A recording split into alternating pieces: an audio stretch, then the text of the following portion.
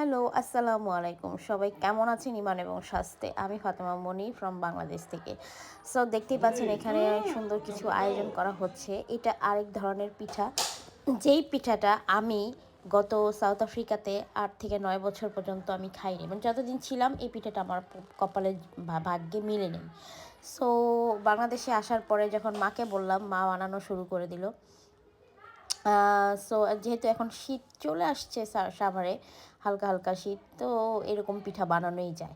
So এটা হচ্ছে ভাপা পিঠা।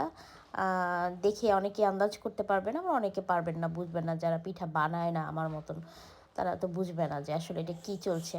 এটা আসলে অ্যাকচুয়ালি ভাপা পিঠা চলতেছে। সো প্রথমে ওই পাতিলের মাধ্যমে চেষ্টা করা হয়েছিল, হচ্ছিল না পিঠা। তারপরে আবার একটা কলস আর আর এই যে কাঁচা পিঠা ছিল, কাঁচা পিঠা হয়ে গেছিলো পাতিলের মধ্যে, যেটা মানে ভাপটা ঠিকমতো যাচ্ছিল না পিঠার মধ্যে। সো তারপরে একটা কলস নেওয়া হয় এবং পিঠা বানানোর নির্দিষ্ট যে পাতিল থাকে সেটা নেওয়া হয়।